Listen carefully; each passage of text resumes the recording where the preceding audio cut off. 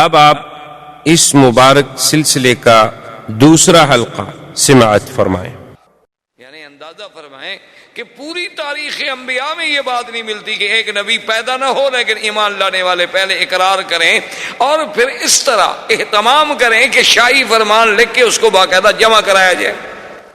یہ بات بھی اگر ہمیں ملتی ہے تو صرف سیرت سیدنا محمد مصطفیٰ صلی اللہ علیہ وسلم میں ملتی، اور اسی طرح یہ بھی کسی یعنی اور عظیم شخصیت کے بارے میں نہیں ملتا کہ حضور صلی اللہ علیہ وسلم کی پیدائش بھی نہ ہو، ابھی حضور صلی اللہ علیہ وسلم پیدا بھی نہ ہوئے، اور بڑے بڑے سلاطین یعنی آپ دیکھیں کہ جبیر ابن مطعم بھی فرماتے ہیں، شعبہ ابن مغیرہ بھی فرماتے ہیں، ہاشم ابن عبداللہ بھی فرماتے ہیں، یعنی ایک نہیں متعدد روات اس بات کی بات فرماتے ہیں کہ ہم نے مقوقس کے بعد شہنشاہ اسکندریہ کے پاس، اسی طرح جبیر ابن مطعم کہتے ہیں کہ میں نے ایک بہت بڑے گرجے میں ایک راہب کے پاس میں گیا تو اس نے مجھ سے پوچھا کہ تم کہاں کے رہنے والے ہو، تو میں نے کہا میں سرزمین مکہ کا رہنے والا ہوں۔ اس وقت حضور کی پیدائش ہو چکی تھی، اعلان نبوت بھی ہو چکا تھا، لیکن یہ اسلام نہیں لائے تھے۔ تو اس نے کہا کہ اچھا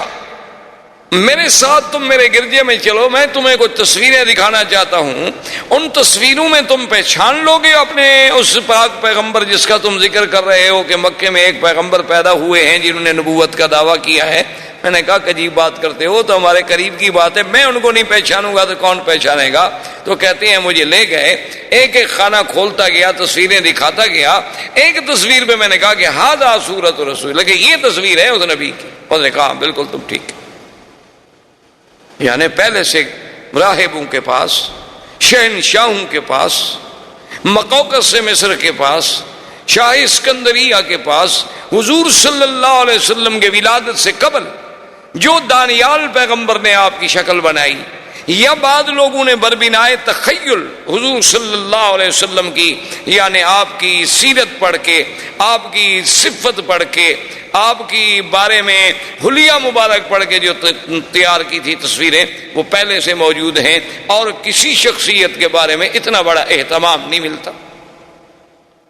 اور اسی طرح دیکھیں کہ پھر تورات میں باقاعدہ یہ بات موجود ہے، قرآن نے بھی اشارہ کیا، الذین یتبعون الرسول النبی الأمی الذی یجدونہ مکتوبا عندہم فی التوراۃ والانجیل۔ اللہ نے قرآن میں بھی ذکر فرما دیا کہ بھی حضور صلی اللہ علیہ وسلم النبی الامی، جن کا ذکر تورات و انجیل میں بھی موجود ہے۔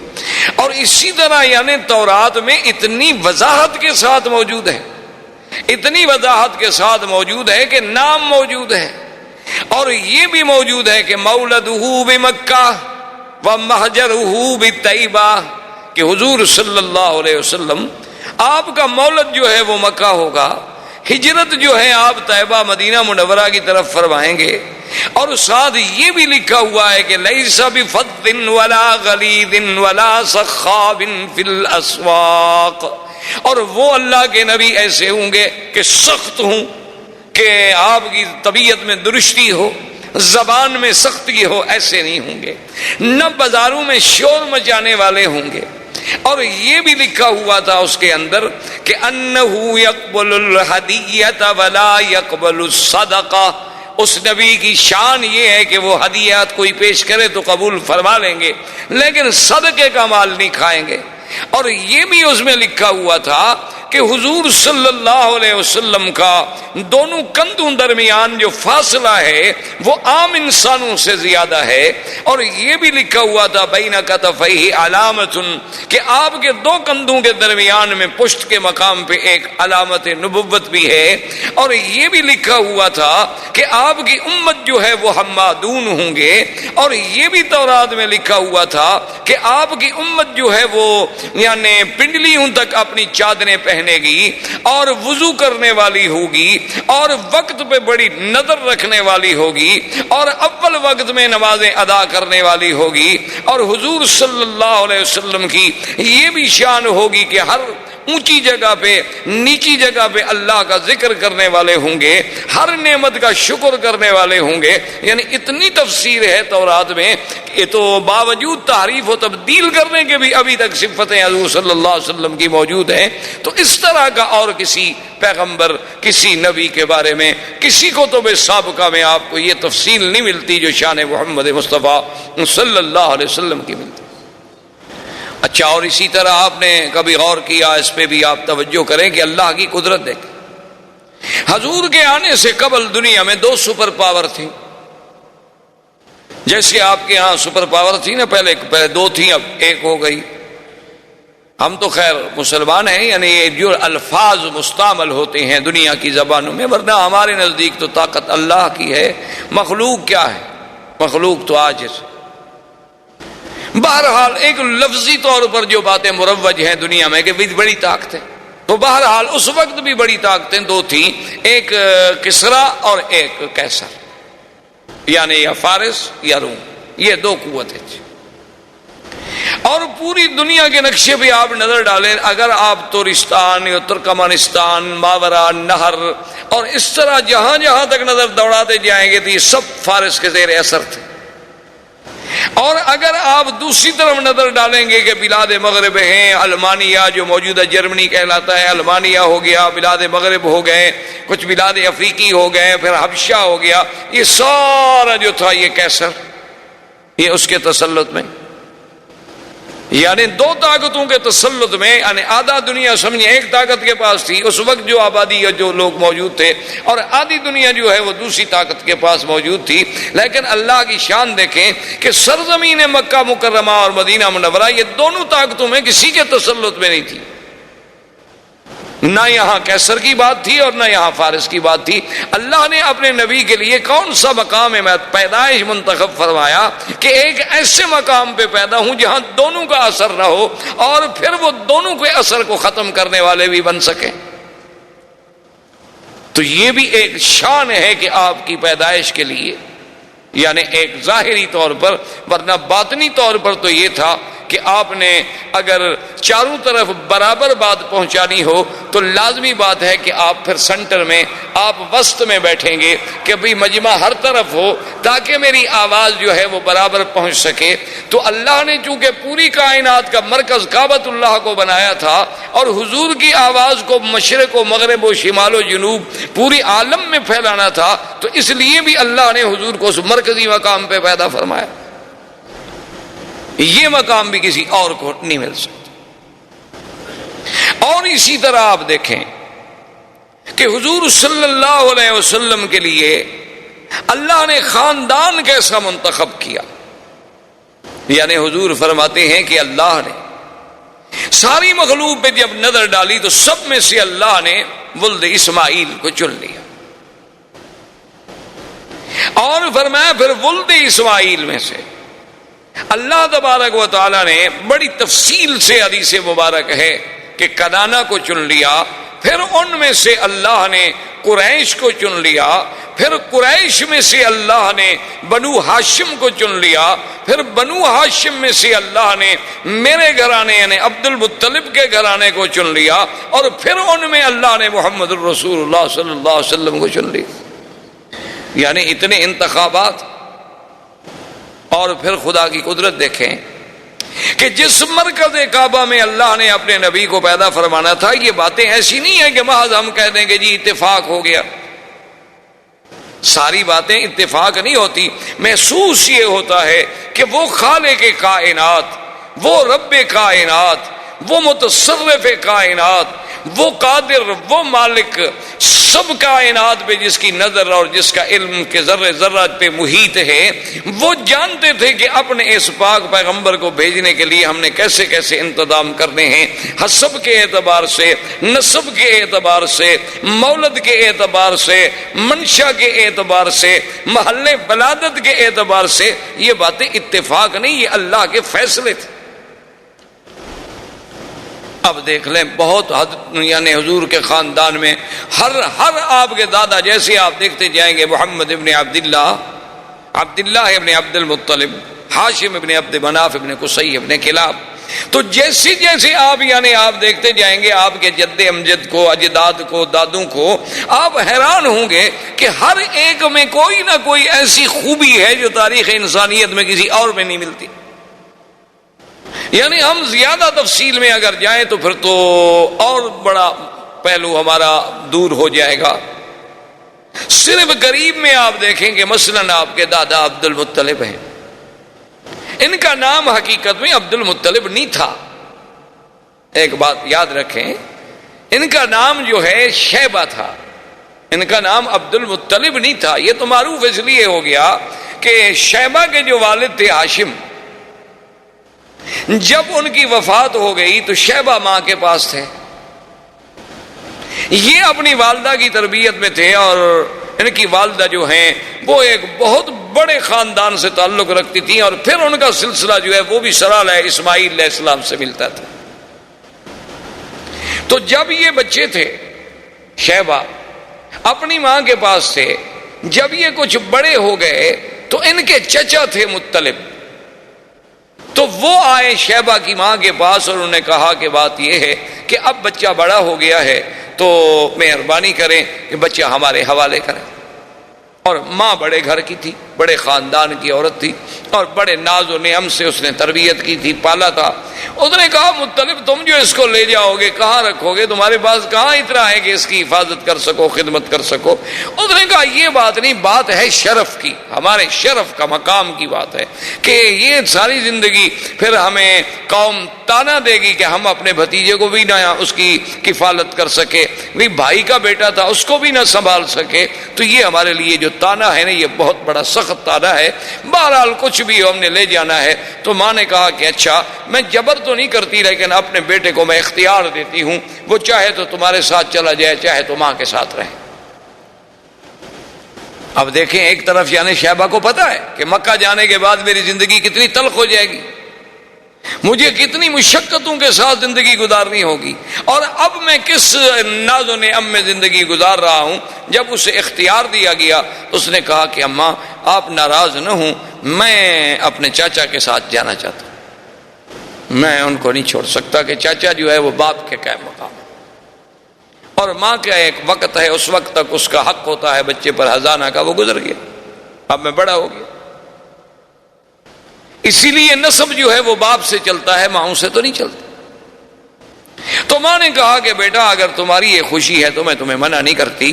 تو مطلب جو تھے وہ ان کو اونٹ پر اپنے ساتھ بٹھا کے لائے، تو بچہ بڑا خوبصورت، اور کیسے خوبصورت نہ ہو جو دادا ہو سرکار دو عالم کا صلی اللہ علیہ وسلم۔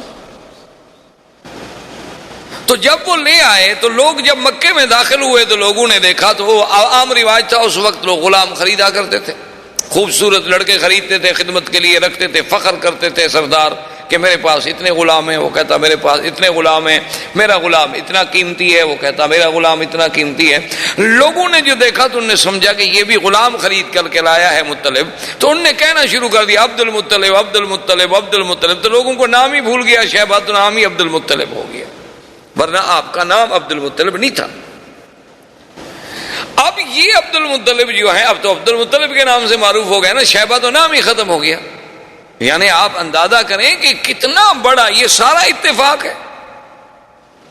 یہ اتفاق نہیں بلکہ اس خالق کائنات نے اپنے آنے والے نبی، اپنے پاک پیغمبر خاتم الانبیاء والمرسلین، امام الانبیاء والمرسلین کے لیے یہ سارا نظام معلوم ہوتا ہے کہ جیسے کائنات بچھائی اسی لیے گئی، یعنی ایسا محسوس ہوتا ہے کہ یہ نظام عالم، یہ نظام کائنات، یعنی اس میں جتنے رنگ بھرے گئے ہیں، جس جس رنگ پہ نظر ڈالو کہیں نہ کہیں جا کے اس کا جوڑ جو ہے وہ سرکار دو عالم سے لگتا ہے صلی اللہ علیہ وسلم۔ تو اب اس عبد المطلب نے، اب دیکھیں کہ افتخار کی بات، شرف کی بات ہوتی تھی، چونکہ مکے میں مقام تھا، اور اتفاق کی بات یہ ہے، خدا کی شان یہ ہے کہ زمزم جو آج ہم پیتے ہیں یہ زمزم ختم ہو گیا، گم ہو گیا، جرم کے بعد ردمیات ہوئیں، مٹی پڑی، کچھ سیلیں آئیں، نتیجہ یہ نکلا کہ زمزم ہمیشہ کے لیے ختم ہو،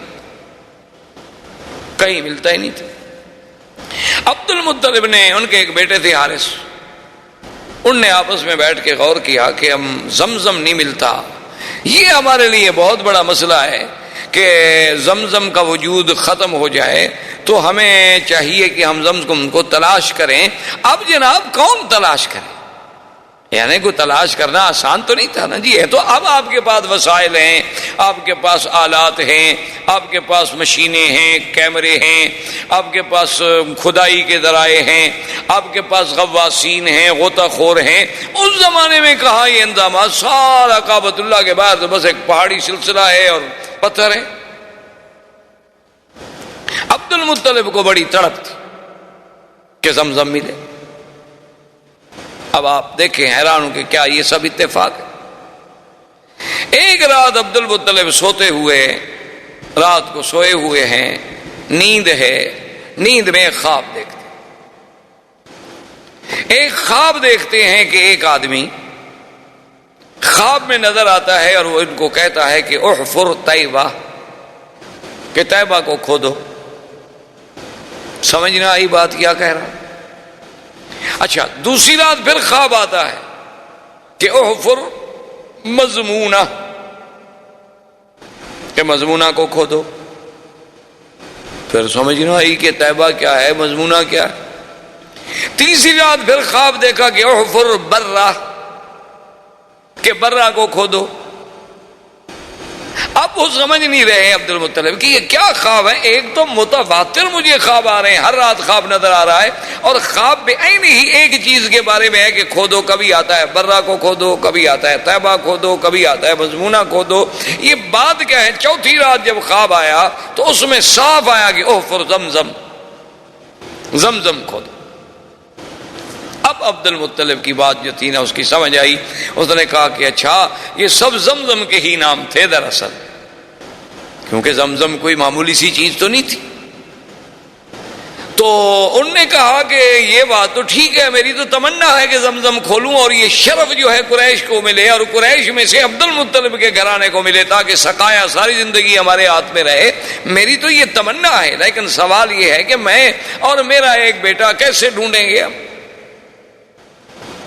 کہتے ہیں کہ پھر کچھ دن گزر گئے.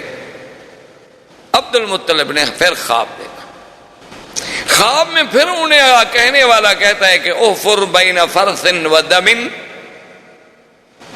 اور عند نکرت الغراب الاعصم عند قریۃ النملہ.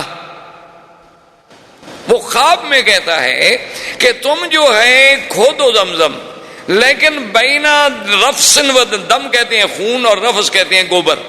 یہ ہم دیکھیں نا، آپ نے اللہ نے جو انسان کے لیے جانور میں دودھ کا سسٹم ہے، تو من بین فرس و دم لبنا خالصا، کہ ادھر فضلہ ہے، ادھر خون ہے، درمیان میں دودھ کی نہر ہے، اور نہ فضلے کا اثر آنے دیتے ہیں نہ خون کا اثر آنے دیتے ہیں. سائغا للشاربین، اللہ کی رحمت ہے. تو ان کو یہ سمجھایا گیا کہ ایک طرف تو گوبر ہوگا، ایک طرف خون ہوگا، اور ایک جگہ ہوگی جہاں غراب العاصم، غراب آسم کہتے ہیں کہ کوا ہو سیاہ لیکن اس کا ایک پر سفید ہو، یعنی ہو کوا جیسے غراب مشہور ہے، تو لیکن پورا سیاہ نہیں، ایک پر اس کا سفید ہو. جہاں وہ ٹھونگ مار رہا ہو، اپنے ٹونگے مار رہا ہو، اس جگہ کو کھودو اور وہاں یہ دیکھو کہ بھئی وہاں ایک بستی ہوگی چیونٹیوں کی. عبد المطلب کہتا ہے میں حیران. اب صبح کو جناب سارے مکے کے زمزم والے طرف میں ایک ایک پتھر، ایک ایک پہاڑ، ایک ایک کونا، ایک ایک گلی، ایک ایک جگہ ڈھونڈ رہا ہے. نہ اس کو وہ دم ملتا ہے، نہ اس کو وہ فرس ملتا ہے، نہ اس کو وہ چیونٹیوں کی کوئی بستی ملتی ہے، نہ اس کو کہیں کوا چونچ مارتا ہوا ملتا ہے. وہ کہتا ہے بھی عجیب بات ہے، مجھے متواتر 4 راتیں خواب دکھلایا گیا اور پھر اتنی واضح بات کہی گئی اور لیکن موقع پر موجود نہیں. کہتے ہیں میں بہت پریشان تھا اور دعائیں مانگتا تھا کہ اللہ مجھے موقع دے کہ یہ سعادت مجھے ملے. اب دیکھیں نا، ابھی حضور تو پیدا بھی نہیں ہوئے، یعنی حضور کے تو والد بھی ابھی جوان نہیں ہوئے، لیکن عبد المطلب کو زمزم کا اتنا فکر پیدا ہو جانا وجہ کیا تھی؟ یہ سب اتفاقات تو نہیں ہے. کہتے ہیں کہ میں بڑا ہی پریشان ہو کے دعائیں مانگتا تھا. ایک دن میں حرم کے قریب لیٹا ہوا تھا کہ میں نے دیکھا کہ ایک بندہ جو ہے وہ ایک بچڑا لے کے آیا اور اس نے آ کر ایک جگہ ذبح کیا، اور ذبح کرنے کے بعد چونکہ مشرکین مکہ کی عادت تھی کہ بتوں پہ وہ چڑھاوے چڑھاتے تھے، اساف و نائلہ کے قدموں میں آ کے جانور ذبح کرتے تھے، جیسے آج کا وثنی ہندو جو ہے وہ بھی اپنے دیوی دیوتاؤں کی بھینٹیں چڑھاتا ہے، بلکہ بعض تو ایسے بھی ہیں جو بچوں کو جا کے ذبح کرتے ہیں کہ اس سے ہمیں شکتی ملے گی۔ اور ہمارے مسلمانوں میں بھی ماشاءاللہ کوئی کمی نہیں ہے، وہ بھی اللہ کی رحمت سے بازاروں پر سینکڑوں روزانہ دمبے ذبح ہوتے ہیں ماشاءاللہ۔ بلکہ بڑے بڑے شہر جو ہیں جہاں رات کو ہوٹل بند ہو جائیں تو بہترین علاج ہوتا ہے کہ کسی مزار پہ چلے جاؤ، کوئی نہ کوئی لنگر تو چل ہی رہا ہوگا۔ حلال حرام کی باتیں تو پھر قیامت میں پتہ چلے گا نا کہ وہ حلال ہے یا وما اہل بہ لغیر اللہ میں آتا ہے، لیکن وقتی طور پر یعنی وہی ایک جگہ ہوتی ہے جب زندہ کھانا نہ دے تو کہتے ہیں مردوں کے پاس مل جاتا ہے۔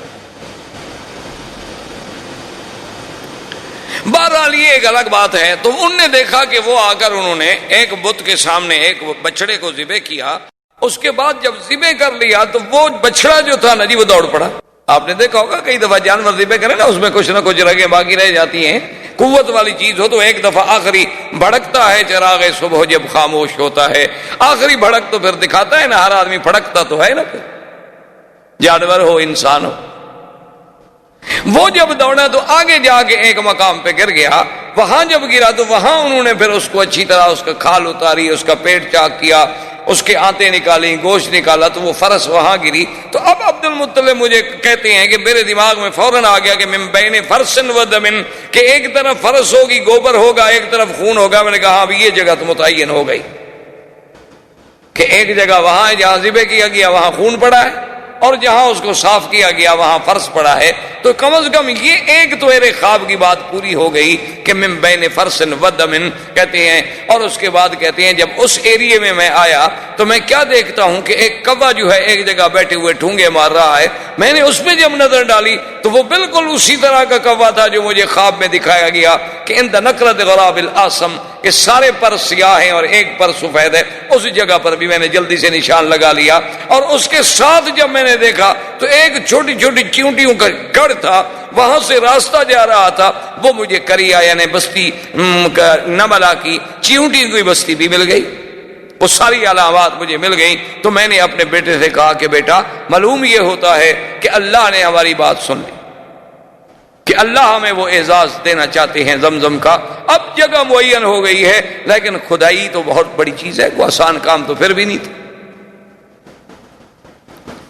لیکن نے کہا کہ ٹھیک ہے اب کام کی ابتدا کرتے ہیں۔ دوسرے دن عبد المطلب کہتے ہیں کہ میں آیا اور میں نے اپنے بیٹے کو ساتھ لیا اور زمزم کی کھدائی شروع کی۔ تو قریش سارے اکٹھے ہو گئے، انہوں نے کہا بھی عبد المطلب یہ کیا بات ہے، ہم تمہیں اکیلا تو نہیں کھودنے دیتے، یہ تو ناممکن۔ بھئی یہ اتنا بڑا شرف جو ہے زمزم کا تم لے جاؤ، یہ ناممکن ہے۔ حتیٰ کہ وہ جناب قتال پر بھی تیار ہو گئے، لیکن عبد المطلب نے اپنے بیٹوں سے کہا کہ تم قریش کو روکو، تم ان کو جھگڑے میں روکتے رہو، میں جب تک کھدائی کرتا رہوں۔ اب جگہ تو معین مل گئی ہے نا ہمیں کہ زمزم یہاں ہے۔ تو مورخین نے لکھا ہے کہ وہ ابھی جھگڑا کرتے رہے، کچھ باتیں کرتے رہے، کچھ روکتے رہے، کچھ بات لمبی کرتے رہے، اتنے میں وہاں پانی کے آثار ملنے شروع ہوئے۔ تو عبد المطلب نے اللہ اکبر کا نعرہ بلند کیا، حالانکہ مشرک ہے، عبد المطلب مشرک ہے، لیکن اب زمزم جب مل رہا ہے تو نعرہ اللہ اکبر۔ تو یہ ان کی زبانوں سے اللہ کے نعرے بلند کروانا، ان سے زمزم کے بارے میں اتنا جنون پیدا کرنا کہ اپنے بچوں کو دینے کے لیے بھی وہ تیار ہو جائیں۔ وجہ کیا تھی کہ وہ اصل سلسلہ جو جڑ رہا ہے کہ جیسے اللہ نے زمزم کو پورے عالم کے لیے پیدا کیا، محمد مدنی کو بھی پورے عالم کے لیے پیدا کیا، جیسے زمزم کو اسماعیل کے قدموں سے پیدا کیا، میرے مدنی کا سلسلہ نسب بھی سیدنا اسماعیل سے ملتا۔ تو یہ سارے سلسلے جو جوڑے جا رہے ہیں تو مگر معلوم ہوتا ہے نا کہ وہ تقدیر ان موتیوں کو پرو رہی ہے، یہ اتفاق نہیں۔ اب جناب جب زمزم کے پانی پر اللہ اکبر کا نعرہ بلند ہوا تو قریش نے کہا کیا بات ہے؟ انہوں نے کہا دیکھو اب تو میں نے ڈھونڈ لیا بھائی، اب تم کیوں؟ انہوں نے کہا کہ نہیں،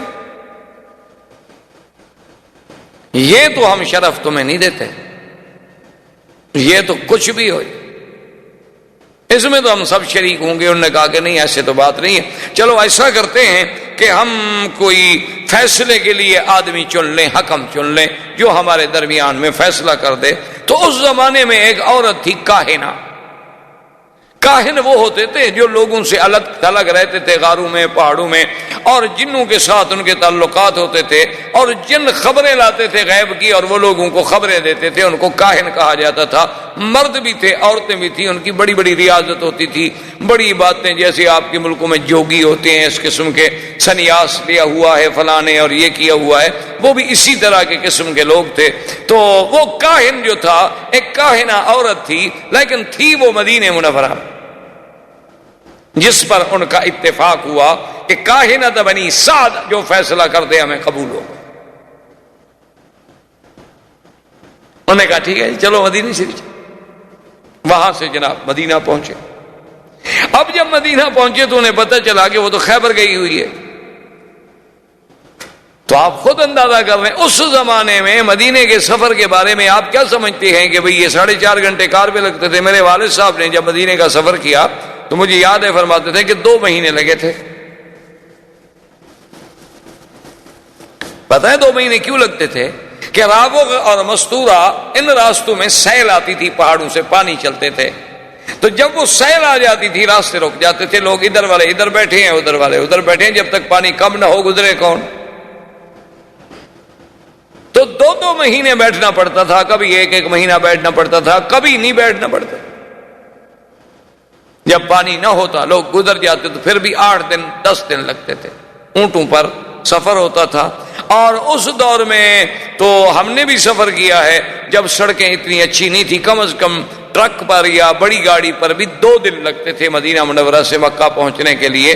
اور ان گاڑیوں کو، بڑی بڑی جو ہیوی گاڑیاں ہیں، ٹرالر ہیں، بڑے بڑے ٹرک ہیں، ان کو آدمی پسند کرتا تھا کہ سامان سے لوڈ ہوں اور ہم سامان پہ بیٹھ جائیں تاکہ دھکے کم لگیں۔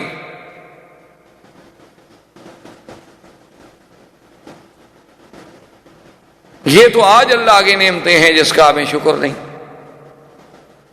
تو بہرحال وہ رابق جب خیبر گئے، خیبر میں جا کے ڈھونڈا۔ اچھا خدا کی قدرت ہے کہ وہاں جس علاقے میں یہ اترے تو ایک جگہ ایسی آ گئی کہ پانی نہ ملے۔ اب سب قریش جو گئے ہوئے تھے انہوں نے کہا بھی اب یہی ہے کہ جلدی سے قبریں شبریں کھود لو، مرنا تو ہے۔ تو جہاں جناب عبد المطلب نے اپنا اونٹ بٹھایا تھا، جب اس اونٹ کو کھڑا کیا تو وہاں پانی نکل آیا۔ تو سب کو پانی مل گیا، کچا کنواں بنا لیا، پانی نکال لیا۔ جا کے کاہنہ کو بتایا، اس نے کہا اتنی بڑی نشانی کے بعد فیصلہ کرانے کیا ہے، ہو بھی اس کا حق ہے۔ اب فیصلے کی باقی کیا بات رہ گئی ہے کہ زمزم بھی اسی کو ملا، جب تم مر رہے تھے تو پانی بھی اسی کی وجہ سے تمہیں ملا، تو یہ تو قدرت کا اشارہ ہے کہ بھئی زمزم کا سقایا جو ہے وہ عبد المطلب کے خاندان میں رہے گا اور کسی کا حق نہیں ہو۔ یہ ایسے تو نہیں ہوتا، یہ ساری چیزیں ایسے تو نہیں کہ جی ہاں بس اتفاق تھا، اس کو اتفاق کہہ کر تو نہیں ٹالا جا سکتا۔ یہ سارا جو ایک نظم چل رہا ہے۔ اچھا اس کے بعد جناب دیکھیں کہ عبد المطلب نے ایک منت مانی تھی کہ اگر مجھے اللہ نے 10 بچے دیے تو میں ایک بچہ جو ہے نا وہ ذبح کروں گا۔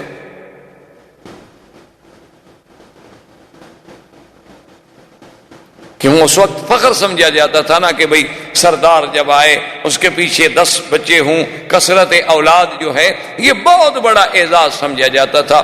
آج کل تو خیر تھوڑے بچے اعزاز سمجھا جاتا ہے، کہتے ہیں کہ بھئی بچے 2 ہی اچھے، باقی ہوں تو لوگوں کو دے دو۔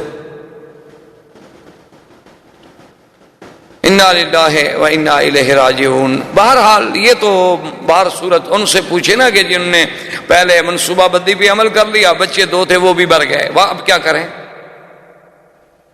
اللہ کے نظام کو جب چھیڑو گے تو ذلت کے سوا کچھ نہیں ملے۔ باقی تم چاہو کہ ہم بچے کم کر لیں گے، فرعون بچوں کو گولیاں چلا کے نہیں کم کر سکا تو تم گولیاں کھلا کے کہاں روک سکتے ہو؟ جس نے پیدا ہونا ہے وہ تو ہوگا۔ فرعون نے بھی 70,000 بنو اسرائیل کو ذبح کیا لیکن موسیٰ پیدا ہو، تو اس نے گولیاں مار کے بندے نہیں ختم کر سکا، تم گولیاں کھلا کے کیا بند کر سکو گے؟ بہرحال یہ عرب میں باعث فخر ہوتا تھا کہ اولاد ہو، آگے جا رہا ہے باپ، 10 بچے جناب جوان پیچھے آ رہے ہیں، تو فخر والی بات ہے۔ تو بہر صورت بڑی لمبی بات ہے، ان کو 10 اولادیں ہو گئیں، ان کے 10 بیٹے، یہ 11واں حارث تھا، اور سب سے چھوٹا بیٹا عبداللہ تھا جو حضور صلی اللہ علیہ وسلم کے والد، اور سب سے خوبصورت۔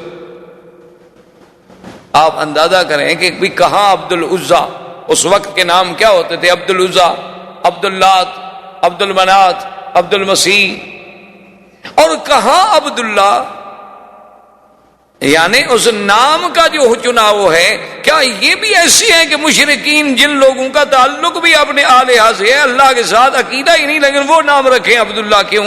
کو قدرت رکھوا رہی ہے نا کہ یہ میرے مدنی کا باپ بنے، اس کا نام تو کافروں والا نہ ہو۔ یہ اللہ کا نظام تھا نا، کوئی آپ نے تو نام نہیں رکھا نا، ہم نے تو نام نہیں رکھا، یہ کوئی نظام ہے جو اس قدرت کا، جو یہ اسباب پیدا کرتی چلی جا رہی ہے کہ جوں جوں حضور کے قریب آ رہے ہیں نام کا بھی خیال ہو، نسب کا بھی خیال ہو۔ یعنی اس سے بڑی بات ہو سکتی ہے کہ حضور پاک نے فرمایا کہ حضرت آدم سے لے کر حضرت اسماعیل، حضرت اسماعیل سے لے کر میرے ابا عبداللہ کے گھرانے تک اللہ نے ایسی حفاظت کی ہے کہ ہمارے کسی اتنی بڑی حضرت اسماعیل سے لے کر حضرت یعنی اسماعیل کے بعد عبداللہ تک ہماری اس پوری لڑی میں کہیں عورتوں میں گناہ نہیں آیا، کسی عورت نے گناہ نہیں کیا۔ تو یہ سارا ایسی باتیں تھی یا اللہ کی تقدیر کے فیصلے تھے۔ اب سب سے خوبصورت بیٹا عبداللہ ہے، اور جب جناب وہ بڑا ہو گیا تو عبد المطلب تو اپنی بات پہ قائم ہے، اس نے کہا آ گیا جناب وہ راہب کے پاس، اپنے کاہن کے پاس جو کعبہ شریف میں رہتا تھا ان کا کاہن، اور اس کے پاس ہے۔ اس نے کہا میں نے تو منت مانی تھی کہ بیٹے کو ذبح کرنا ہے، لہذا چونکہ میرے بیٹے ہیں 10، میرے بیٹے 11 ہیں، لہذا تم قرآن اندازی ڈالو کس بیٹے کا نام نکلتا ہے۔ تو اس وقت ہر بچے کا نام ایک لکڑی پہ لکھا گیا، وہ ازلام ڈالتے تھے، ایسے لکڑیاں ڈالتے تھے کہ جس کی لکڑی ظاہر ہو جائے گی سمجھو اس کا قرآن نکل آیا۔ اب جب انہوں نے ڈالا تو قرآن نکل آیا عبداللہ کا، اور عبد المطلب کہتے ہیں میں دعا مانگ رہا تھا کہ اللہ میرا کسی بچے کا قرآن نکلے لیکن عبداللہ کا نہ نکلے، کیونکہ عبداللہ انہیں بہت محبوب تھا۔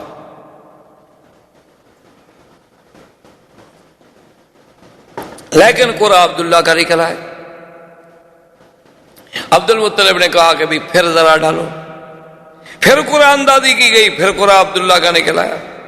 عبد المطلب نے کہا پھر قرآن ڈالو، پھر قرآن ڈالا تو پھر عبداللہ کا نکلا ہے۔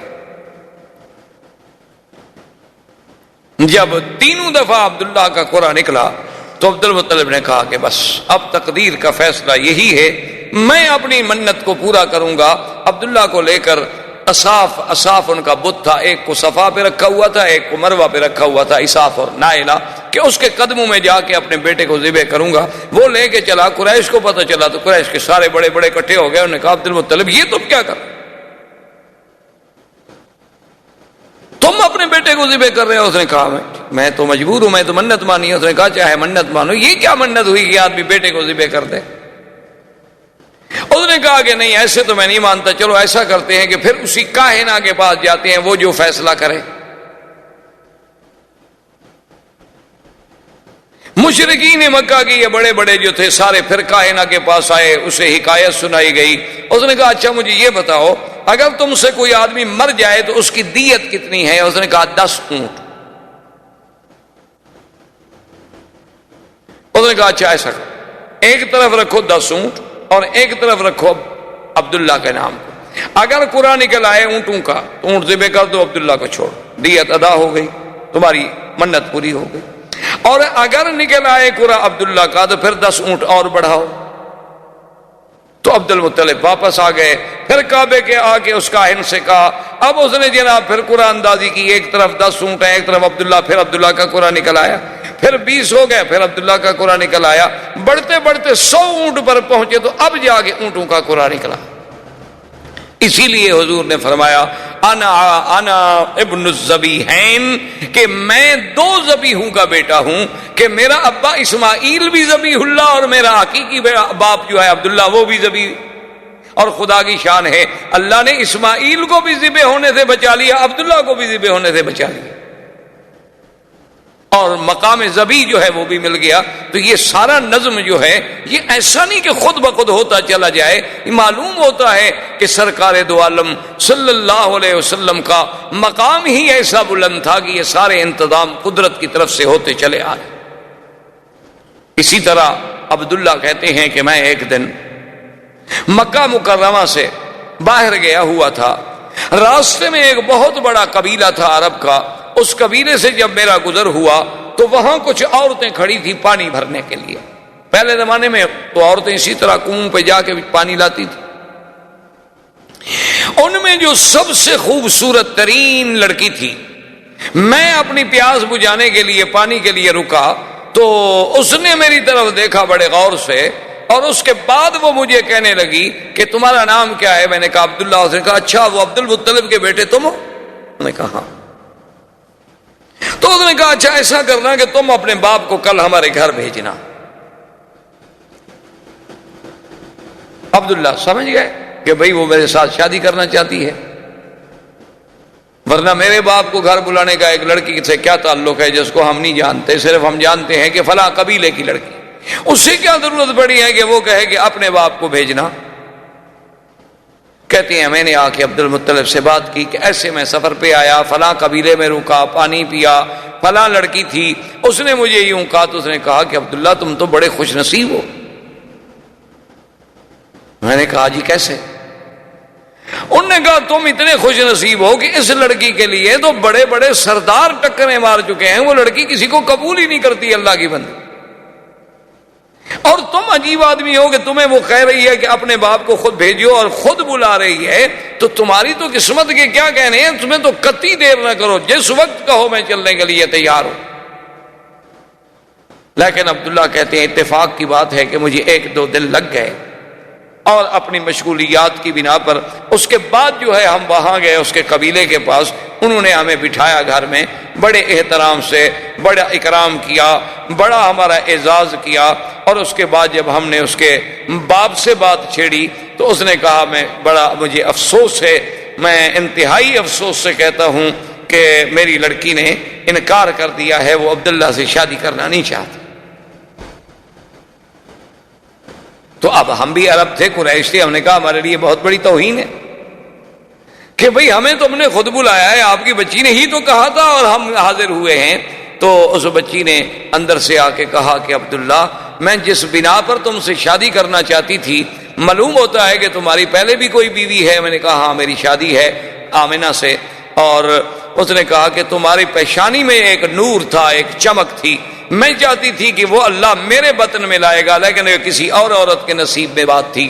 اب وہ چمک تمہارے چہرے میں رہی نہیں، تو اب میں کیوں شادی کروں؟ تو ایک عرب لڑکی کا عبداللہ کا پیشانی دیکھ کر وہاں سے ایک چمک کو محسوس کر لینا، یہ کوئی ایسی بات تو نہیں تھی. اچھا پھر دیکھیں کہ نسبت کا کیا عالم ہوا کہ عبداللہ کی شادی کہاں ہوئی؟ آمنہ سے. آمنہ بنت وہب بن عبد مناف. پھر ان کا خاندان بھی جا کے کہاں ملے گا؟ ولد اسماعیل میں. اور بی بی آمنہ کے ماں باپ جو تھے سارے مدینہ منورہ کے رہنے والے، حضور کے اخوال جتنے ہیں وہ تو سب مدینہ منورہ کے، یعنی مولد کا انتظام یہاں ہو رہا ہے تو مدینے بھی انتظام کیا جا رہا ہے. یعنی آپ حیران ہیں، آپ تصور کریں کہ بھئی یہاں مولد کا انتظام کی ولادت تو مکے میں ہوگی لیکن ہجرت تو مدینے ہونی ہے نا. تو والدہ کا خاندان جو ہے اس کا تعلق مدینے سے ہے. اور آپ دیکھیں کہ حضرت حسان جو شاعر رسول اللہ صلی اللہ علیہ وسلم، یہ وہ انسان ہے حضرت حسان کہ جس کو اللہ کے نبی مسجد الحرام میں اور منبر پہ کھڑا کر کے کہتے تھے کہ حسان تم کافروں کو جواب دو. جب وہ کھڑے ہوتے جواب دینے کے لیے تو حضور دعا فرماتے کہ اللہم ایدہ بروح القدس، کہ یا اللہ جبریل کے ذریعے حسان کے دل میں مضامین ڈال. یہ وہ شان والا آدمی. وہ کہتے ہیں کہ میری عمر 7 سال تھی، اسی لیے وہ 7 سال جو ہے عمر کے اعتبار سے حضور صلی اللہ علیہ وسلم سے پہلے پیدا ہوئے. کہتے ہیں میری عمر 7 سال تھی، میں اس وقت مدینہ منورہ میں تھا کہ وہاں ایک بہت بڑا کاہن تھا، ایک بہت بڑا کافروں کا مانا ہوا کاہن تھا، تو وہ بڑے بے وقوفوں کی طرح اور پاگلوں کی طرح بھاگتا ہوا آیا اور کہنے لگا کہ لوگو عجیب بات ہے کہ ولد نبی هذه الامہ، اس امت کا نبی آج پیدا ہو گیا۔ وہ کہتے ہیں اس وقت میری عمر 7 سال تھی۔ اور اسی طرح بے عین ہی حضور صلی اللہ علیہ وسلم سرکار دو عالم حبیب کبریا صلی اللہ علیہ وسلم کی پیدائش سے اسی رات صبح کو ایک بہت بڑا کاہن تھا جو پہاڑوں میں تھا اور سال ہا سال سے باہر نہیں آیا تھا۔ کیا دیکھتے ہیں مکے والے کہ وہ جناب اس کے بال بکھرے ہوئے ہیں، پریشان حال ہے، اور مکے کی گلیوں میں بھاگ رہا ہے دیوانوں کی طرح، اور پوچھتے ہیں حل ولدا المولود هذه اللیلہ، مکے والوں آج رات کوئی بچہ پیدا ہوا ہے؟ تو ایک آدمی نے آگے بڑھ کے بتایا کہ ہاں عبداللہ ابن عبد المطلب کے گھر میں بچہ پیدا ہوا ہے۔ کہنے لگا دلونی علی بیتہ، مجھے اس کے گھر کا پتہ بتاؤ کہاں۔ جلدی سے مجھے لے چلو۔ وہ آیا بھاگتا ہوا دیوانوں کی طرح، عبد المطلب آگے کھڑے ہیں۔ وہ تو دیکھ کے حیران ہو گئے کہ یہ وہ بندہ ہے جو سالوں سے کبھی غار سے نہیں نکلا، یہ آج کیسے نکلا ہے؟ تو نے کہا کہ جی آپ کے حضور نے کہا عبد المطلب زیادہ باتیں کرنے کا میرے پاس وقت نہیں ہے، تمہارے گھر میں بچہ پیدا ہوا ہے تو مہربانی کر کے مجھے ایک نظر اس بچے پر نظر ڈالنے دو، مجھے دکھلا دو۔ عبد المطلب نے کہا آرام فرمائے، ابھی لاتا ہوں، میرے پاس نہیں، میرے بیٹے عبداللہ کے گھر میں پیدا ہوا ہے، اور عبداللہ میرا بیٹا جو ہے وہ تو فوت ہو چکا۔ تو عبد المطلب جلدی سے گئے اور حضور صلی اللہ علیہ وسلم کو اٹھا کے لائے۔ جب اٹھا کے لائے اور اس کی نظر پڑی آپ کے چہرے پر، فخر مغشین، تاریخ کہتی ہے، کتابیں کہتے ہیں، حدیث میں بھی موجود ہے کہ وہ بے ہوش ہو کے گر گیا، اور جب ہوش آیا تو کہتا ہے ولد نبی هذه الامہ، ولد نبی هذه الامہ، کہ لوگوں اس امت کا نبی پیدا ہو گیا۔ اور انتقلت النبوت من ولد اسرائیل، انتقلت النبوت من ولد اسرائیل، کہ بنو اسرائیل سے آج نبوت چلی گئی، بنو اسرائیل سے نبوت چلی گئی۔ یہ کہتے ہوئے دیوانوں کی طرح واپس بھاگا اور اپنے پہاڑوں پہ چلا گیا۔ یعنی ایک ایک پہلو پہ نظر ڈالیں، حضور صلی اللہ علیہ وآلہ آلہ وصحبہ وسلم تسلیما کثیرا کثیرا کی شان پہ نظر ڈالیں کہ آدمی کو حیرت ہوتی ہے کہ کس پہلو سے کہ سارے انتظامات، یعنی ولادت سے قبل بادشاہوں کے گھروں میں تصویریں ہیں، اور حضور صلی اللہ علیہ وسلم کی ولادت پر، یعنی آپ حیران ہوں گے کہ زمین تو زمین ہے، آسمانوں پہ پہرے لگ گئے۔ حضرت عبداللہ ابن عمر فرماتے ہیں کہ ایک دن میرے ابا بیٹھے تھے، حضور کی بعثت ہو گئی تھی، ایک آدمی گزرا تو حضرت عمر نے فرمایا کہ معلوم ہوتا ہے کہ یا تو یہ کاہن ہے یا پہلے کسی زمانے میں کاہن تھا، اس کو بلا کے لیا۔ اس کو بلایا گیا تو آپ نے کہا کہ تم کاہن؟ تو نے کہا ہاں میں پہلے کاہن تھا، لیکن اب تو الحمدللہ اللہ نے مجھے ہدایت کر دی۔ تو آپ نے فرمایا کہ تم مجھے کوئی اپنی پہلے دور کی عجیب بات کوئی سناؤ۔ اس نے کہا میرے پاس جنوں کا آنا جانا رہتا تھا، ایک دن میں نے دیکھا وہ جن میرے پاس آتا ہے تو بڑا پریشان ہے۔ میں نے کہا کہ کیا ہو گیا؟ اس نے کہا تمہیں پتہ نہیں ہے کہ آج تو ہمارے کھانے نہیں پکے، آج تو ہماری چارپائیاں الٹی ہو گئیں، آج تو ہمارے گھروں میں جو دیگچیاں ہیں وہ ہم نے پھینک ڈالی ہیں۔ میں نے کہا کیوں، بات کیا؟ اس نے کہا تمہیں پتہ نہیں کہ ایک نبی اس امت کا پیدا ہو گیا؟ تو جنوں میں شور ہے، آسمانوں میں شور ہے۔ تو اس لیے کسی شاعر نے کیا خوب کہا تھا کہ گر ارض و سما کی محفل میں لولا کے لما کا شور نہ ہو، یہ رنگ نہ ہو گلزاروں میں، یہ نور نہ ہو سیاروں۔ یہ اللہ تبارک و تعالیٰ کا نظام تھا کہ اس نبی عربی کے آنے کے لیے زمینوں پر، آسمانوں میں، شاہوں میں، سلاطین میں، ہر مقام پہ ایک اہتمام کا، جس پہلو سے بھی آپ نظر ڈالیں گے آپ کو حضور کی سیرت کا ہر پہلو ایک عظیم اور نرالا نظر آئے گا، جو مقام اللہ نے پھر اور کسی پیغمبر کو عطا نہیں فرمایا۔ زندگی باقی انشاءاللہ تو باقی۔ والسلام علیکم ورحمۃ اللہ وبرکاتہ۔ برادران اسلام، دروس سابقہ میں سیرت سرکار دو عالم صلی اللہ علیہ وسلم کے باب میں ہم نے کچھ باتیں عرض کی. کچھ ذکر تو تھا جزیرہ عرب کے بارے میں کہ سرکار دو عالم صلی اللہ علیہ وسلم سے پہلے اس جزیرہ عرب کا کیا حال تھا، کیونکہ اللہ نے حضور کی بعثت کے ساتھ اس کا قرآن میں بھی خاص طور پہ ذکر کیا ہے کہ وَإِن كَانُوا مِن قَبْلُ لَفِي ضَلَالٍ مُبِينٍ، کہ حضور پاک صلی اللہ علیہ وسلم کی بعثت سے پہلے یہ لوگ کھلی گمراہی میں پڑے ہوئے تھے. تو اس کے بارے میں ہم نے کچھ باتیں عرض کی. اور پھر اس کے بعد وہ مبشرات اور وہ مؤشرات، مؤشرات کا معنی یعنی وہ اشارات، مبشرات کا معنی ہوتا ہے کسی چیز کے بارے میں خوشخبریاں. تو یہ میں نے سیرت کے پہلو سے پہلے عرض کیا تھا کہ یہ ساری چیزیں ایسے نہیں ہیں کہ خود بخود ایک اتفاق ہے، بلکہ یہ بالکل اگر آدمی بڑے تأمل سے، غور سے، فکر سے سرکار دو عالم صلی اللہ علیہ وسلم کی سیرت طیبہ کے ہر پہلو پہ نظر ڈالے تو سمجھ آتا ہے کہ خالق کائنات نے یہ سارا انتظام، یہ ساری بساط جو ہے یہ اسی لیے بچھائی گئی. یہ ایسا نہیں کہ اتفاق ایسا ہو جائے، یعنی آپ کسی بھی پہلو پہ نظر ڈالیں. یہی میں نے عرض کیا تھا کہ اس وقت دنیا میں دو سپر پاورز تھی، ایک روم اور ایک فارس. لیکن یہ سرزمین حجاز ایک زمین تھی جس پہ دونوں سپر پاور کا کنٹرول نہیں تھا.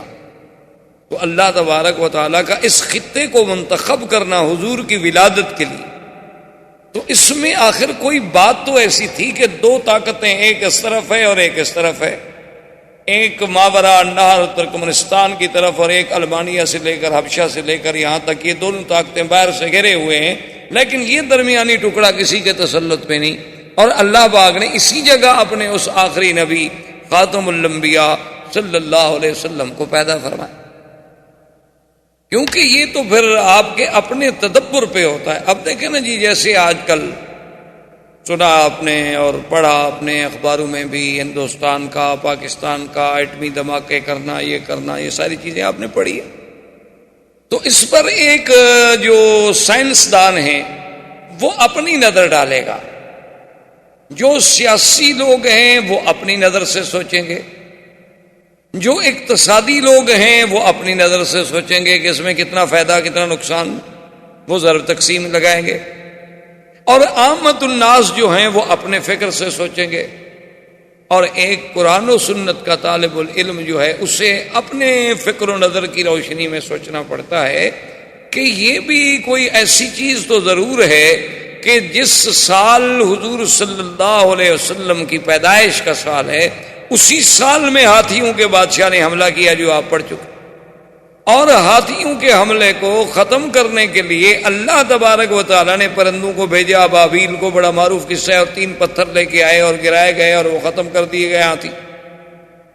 تو یہ وہ 3 پتھر کیا تھے جن کو اللہ نے خصوصی طور پہ قرآن میں ذکر کیا، وَأَرْسَلَ عَلَيْهِمْ طَيْرًا أَبَابِيلَ تَرْمِيهِمْ بِحِجَارَةٍ مِّن سِجِّيلٍ، کہ ہم نے وہ 3 پرندے بھیجے کہ ابابیل، اور تاکہ وہ ان پہ پتھر جو سجیل، ایک خاص جہنم کی آگ میں پکائے گئے. عام پتھر نہیں تھے کہ پہاڑ کے اٹھا لو. تو اسی سے وہ ایٹم کے ذرے پہ آپ غور کریں کہ دنیا اس ذرے پہ پہنچی کہ ایک ذرے سے بھی اتنی بڑی چیزیں جو ہیں وہ تباہ کی جا سکتی ہیں. تو اصل چیز تو یہ اسلام نے پیش کی تھی، قرآن نے پیش کی تھی. پھر اپنی اپنی سوچ سے لوگ وہاں پہنچے کہ یہ ایٹم کا ذرہ کیا ہے. اچھا، اس ایٹم کے ذرے کا اس سال پیدا ہونا جس سال نبی پیدا ہوا ہو، کیا وجہ ہے آخر؟ اس پہ آپ غور کریں. اللہ نے آپ کو علم دیا ہے، پڑھے لکھے لوگ ہیں، کہ آخر اسی سال یہ اللہ پاک نے کیوں ایٹم کا ذرہ پیدا کیا. اس سے پہلے مختلف قوموں پہ عذاب آ چکے ہیں. کسی کو سیاح سے مارا گیا، کسی کو بجلی کی کڑک سے مارا گیا، کسی کو پانی میں ڈبویا گیا، کسی کی بستیوں کو الٹ کے پھینک دیا گیا، کہیں ہوا بھیجی گئی. لیکن یہ تک عذاب کسی پہ نہیں بھیجا گیا کہ اوپر سے ایک چھوٹا سا پرندہ اڑتا ہوا ہے اور ایک چھوٹی سی کنکر ڈال دے. اور وہ اگر ایسے آگے حالت ایسی پیدا کر دے کہ فجعلہم کعصف مأکول، ایسے کہ جیسے کوئی گھاس کھا کھا کے چبا چبا کے جانور پھینک دیتا ہے نا، اتنی بڑی چیزیں اس طرح ہو جائیں۔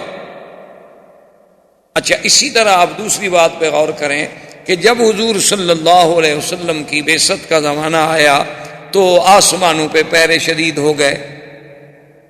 جنات سے کاہن کہیں بھی خبر لے آؤ، خبریں لے آؤ تاکہ ہم اپنی قوم کو خبریں دیں۔ وہ کہیں کیسے خبریں لے آئیں؟ وَأَنَّا كُنَّا نَقْعُدُ مِنْهَا مَقَاعِدَ لِلسَّمْعِ فَمَن يَسْتَمِعِ الْآنَ يَجِدْ لَهُ شِهَابًا رَّصَدًا، کہ ہم کیا کریں، وہ جو ہم نے خلا میں اپنے اسٹیشن بنائے تھے جہاں بیٹھ کے ہم فرشتوں کی باتیں لے لیا کرتے تھے، اب جب ہم وہاں جاتے ہیں تو ہمیں تو دہکتے ہوئے انگارے شہاب ثاقب سے مارا جاتا ہے، یعنی یہ آسمانی میزائل بھی تو اسی وقت شروع ہو گئے۔ اب آپ زمین سے میزائل بنا رہے ہیں نا، اللہ نے حضور کی بعثت کے ساتھ آسمانی میزائلوں سے جنات پہ فائرنگ شروع کروا دی۔ درس دیا امت مسلمہ کو کہ یہ نبوت عالمگیر ہے، اس کی ابتدا میں تحفظ کے لیے یہ چیزیں ضروری ہیں تو اس کے بقا کے لیے بھی یہ چیزیں ضروری ہیں۔ ایک سبق ملا قوم کہ اس کے بغیر تم پھر اس نبوت کی حفاظت نہیں کر سکتے۔ اگر تم نے اس نبوت کی حفاظت کرنا ہے تو پھر تمہیں ایسی ایسی ایجادات کو حاصل کرنا ہوگا۔ اچھا جی، وہ ایجادات آپ کو کیسے ملیں گی؟ آپ کو یہ تو کہا جا سکتا تھا نا کہ بھی علم حاصل کرو، چاہے مکے سے حاصل کرو، علم حاصل کرو مدینے سے حاصل کرو۔ یہ کیوں کہا گیا اطلب العلم ولو بالسین، کہ علم حاصل کرنا ہو چاہے چین جانا پڑے؟ تو اس زمانے میں چین کا نام لینے کی کیا ضرورت ہے کہ اطلب العلم ولو بالسین؟ اچھا، اس کے بعد جب یہ آیت اتری وآخرین منہم لما یلحقوا بہم، کہ ایسی لوگ بھی آئیں گے جو ابھی آپ کے پاس نہیں آئے ہیں، تو صحابہ نے پوچھا حضور وہ کون لوگ ہوں گے؟ تو حضور نے سلمان فارسی پہ ہاتھ رکھا، فرمایا اس کے قبیلے کے لوگ ہوں گے۔ لو کان العلم بالسریا لینالہ رجل من فارس، اگر علم کہکشاں سریا پر بھی ہوگا تو فارس کی کوئی اولاد جو ہے وہاں جا کر بھی علم حاصل کرے گی۔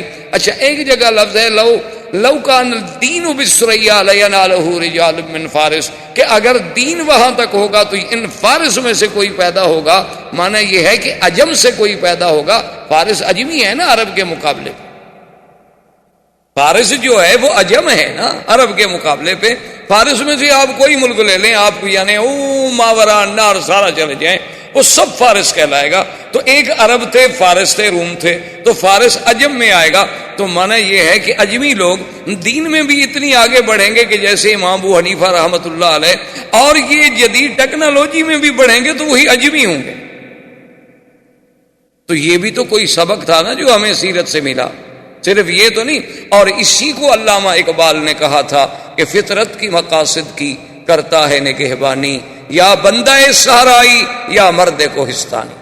وہ یہ پہلے کہہ گیا تھا کہ فطرت کے مقاصد کی کرتا ہے نگہبانی، یا بندہ صحرائی یا مرد کوہستانی۔ وہ آخر کوئی بات تو تھی، آپ تصور کر سکتے ہیں وہ یہ باتیں کیوں کہہ گیا تھا کہ ایک ہوں مسلم حرم کی پاسبانی کے لیے، نیل کے ساحل سے لے کر تا بخاک کاشگر۔ اس وقت کاشگر کوئی آپ کے پاس تھا یا مسلمان تھے یا آزاد ہو گئے تھے؟ تو آخر یہ کیا وجوہات تھیں؟ تو میرے کہنے کا مقصد یہ ہے کہ آسمانوں پہ پہروں کا بٹھانا، ہاتھیوں کو ایٹم کے ذریعے سے اور خدائی ایٹم کے ذریعے سے ہلاک کرنا، اور اس کے بعد یہ ساری چیزیں جو ہو رہی تھیں یہ ایسے اتفاق نہیں تھے، یہ اس آنے والے نبی صلی اللہ علیہ وسلم سرکار دو عالم حضرت محمد مصطفیٰ اللہ تبارک و تعالیٰ کے اس آخری نبی کے آنے سے پہلے یہ سارے انتظام محض ایسے نہیں، بلکہ ان میں ہر چیز میں اللہ کی ایک حکمت۔ اب دیکھیں کہ حضور صلی اللہ علیہ وسلم کے لیے اللہ نے خاندان کیسا منتخب کیا، باعتبار نسب کے سب سے اعلیٰ، کہ ولد اسماعیل ذریت ابراہیم، ذریت ابراہیم میں، اور پھر دیکھیں ابراہیم علیہ السلام کے دو بیٹے، ایک اسماعیل علیہ السلام اور ایک اسحاق علیہ السلام۔ اسحاق علیہ السلام سے پھر یعقوب علیہ السلام، یعقوب علیہ السلام سے پھر یوسف علیہ السلام۔ یعنی بنو اسرائیل میں جتنے نبی گزرے ہیں، ہزاروں انبیاء، سب یعقوب علیہ السلام کی اولاد ہیں۔ اور یعقوب علیہ السلام اولاد ہیں سیدنا اسحاق علیہ السلام کی، اسحاق علیہ السلام بیٹے ہیں سیدنا ابراہیم علیہ السلام کی، یعنی ایک بیٹے سے تو اللہ نے ہزاروں نبی بھیجے۔ اب جب دوسرے بیٹے کی باری آئی سیدنا اسماعیل کی تو ان میں ایک نبی پیدا کیا محمد الرسول صلی اللہ علیہ وآلہ آلہ واصحابہ وسلم تسلیما کثیرا کثیرا، کہ اس ہزاروں نبیوں سے بھی وہ شان میں سبقت لے گئے۔ یعنی حضرت اسماعیل کے بلد میں تو صرف ایک نبی، حالانکہ وہ بھی تو ابراہیم علیہ السلام کے بیٹے ہیں، اچھا وہ بنائے کعبہ میں باپ کے شریک ہیں، اور وہ اسماعیل علیہ السلام جو ذبیح اللہ بھی ہیں ان کی نسل میں تو صرف ایک نبی رکھا گیا، کیونکہ اللہ تبارک و تعالیٰ کی، جیسے علماء نے لکھا ہے نا، ایک عالم نے بڑی عجیب بات کہی، اس نے کہا کہ اللہ اپنی وحدانیت میں لا شریک ہے تو ہمارا نبی بھی اپنی نبوت میں لا شریک، یعنی جیسے اس کی وحدانیت میں اس کا کوئی شریک نہیں، حضور کی بھی نبوت میں کوئی شریک نہیں، یہاں بھی اللہ نے پسند نہیں فرمایا کہ کوئی اور بھی اس کی اولاد میں نبی ہو، یہاں بھی اللہ نے میرے مدنی کو اکیلا رکھا کہ صرف ایک نبی پیدا ہو جو محمد مصطفیٰ صلی اللہ علیہ وسلم۔ اور پھر اعلیٰ نسب ایسا کہ اللہ تبارک و تعالی نے حضور خود فرماتے ہیں کہ ان اللہ نظر الی اہل الارض، اللہ نے پوری زمین والوں پہ نظر ڈالی، اور ان میں سے ولد اسماعیل میں سے کنانا میں سے قریش میں سے بنو ہاشم، اور بنو ہاشم میں سے مجھے چن لیا۔ یعنی اللہ نے نسب دیکھیں کیسے نسب صاف کیا کہ ساری دنیا میں سے ولد اسماعیل کو منتخب کیا، اور پھر بنو کنانا، اس کے بعد ان میں سے پھر قریش کو چنا گیا، قریش میں سے بھی پھر قریش کے بھی تو بہت بڑا قبیلہ تھا نا، آگے کئی بطن تھے، کئی شاخیں تھیں، کئی ان کی آگے فرو تھیں، ان میں سے اللہ نے بنو ہاشم کو چنا، اور بنو ہاشم کے گھرانے میں سے اللہ نے عبداللہ کو چنا، اور عبداللہ کے گھر میں اللہ نے محمد الرسول اللہ صلی اللہ علیہ وآلہ آلہ وصحبہ وسلم تسلیما کثیرا کثیرا کو چنا۔ یعنی آپ اندازہ فرمائیں یہ سارا ایسے تو نہیں۔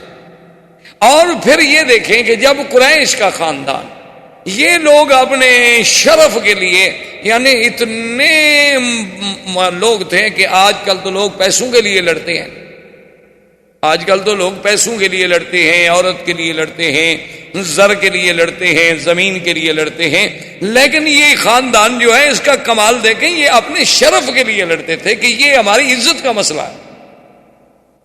ان کی جتنی لڑائیاں آپ دیکھیں گے شرف کی تھی، اب دیکھیں کعبۃ اللہ بن گیا، حجر اسود پہ لڑائی ہو گئی تو اس کا مقصد کیا تھا؟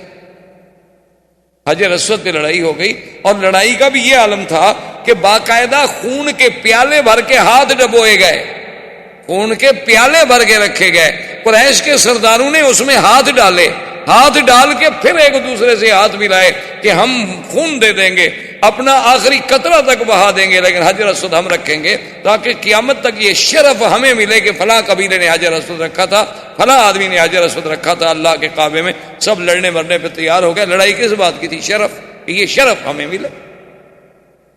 اسی طرح آپ دیکھیں کہ بنو قصی ان میں سے جب بنو عبدالدار آئے، ان کا پھر لڑائی یہ ہو گئی کہ جناب یہ کعبۃ اللہ کا رفادہ، کعبۃ اللہ کا حجابہ، کعبۃ اللہ کا سقایا، یہ زمزم کا پلانا، کعبۃ اللہ کی چابی، کعبۃ اللہ کا انتظام، حاجیوں کی خدمت، یہ شرف ہے، یہ تو ہمیں ملے اور کسی کو ہم نہیں دیتے۔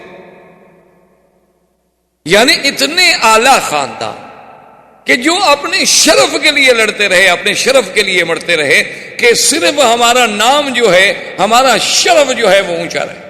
یعنی اپنی عزت کا اتنا خیال تھا کہ آپ حیران ہوں گے کہ ابو سفیان جو حضور کے چچا ہیں، وہ اتنے بڑے حضور صلی اللہ علیہ وسلم کے مخالف تھے کہ جنگ بدر بھی اسی سبب سے ہوئی تھی کہ ابو سفیان قافلہ لا رہے تھے، اور پھر احد کی جنگ کا اصل قائد جو ہے وہ ابو سفیان تھا، یعنی حضور سے جنگ لڑنے کے لیے مکے سے مدینہ پہنچا، اتنی عداوت رکھنے والا آدمی۔ لیکن جب حضور کی شادی ام حبیبہ سے ہو گئی رضی اللہ تعالی عنہا، جو ابو سفیان کی بیٹی تھی، وہ مسلمان ہو گئی تھی، اپنے شوہر کے ساتھ حبشہ چلی گئی، وہاں اس کے بعد جب بیوہ ہوئیں اور اس کے بعد وہاں سے فارغ ہوئیں تو پھر ان کا نکاح حضور سے ہوا، جو نجاشی بادشاہ نے کیا، حق المہر بھی نجاشی بادشاہ نے ادا کی۔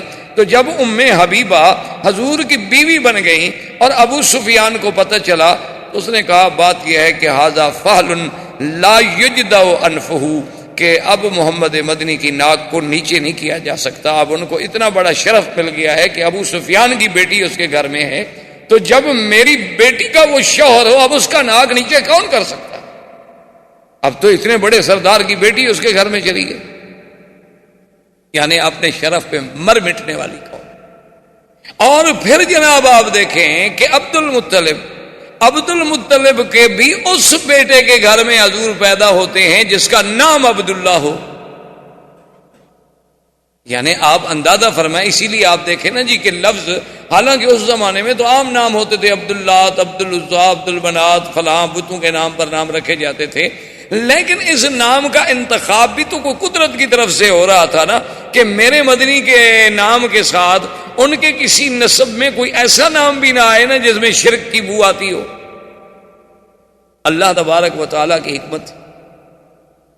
یہ سارے اہتمامات کے بعد اب دیکھیں کہ جا آپ کی والدہ، پھر اس کا نسب جو ہے، چونکہ حضور کا مولد کیا تھا؟ مکہ، اور حضور کا مہجر کیا ہے، مقام ہجرت کیا ہے؟ طیبہ اور مدینہ.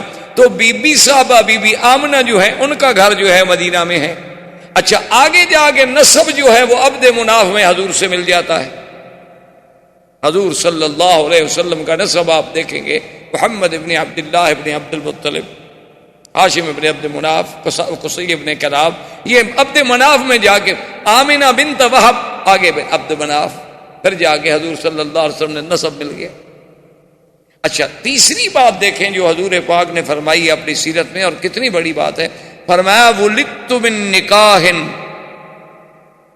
آپ نے فرمایا کہ اللہ تبارک و تعالی نے میرا سلسلہ سیدنا اسماعیل سے لے کر میری اماں آمنہ تک، فرمایا اصلاب طاہرۃ و ارحام طاہرات، اللہ نے مجھے منتقل جو کیا ہے تو حضرت اسماعیل سے لے کر میری والدہ آمنہ تک کسی عورت نے گناہ نہیں کیا.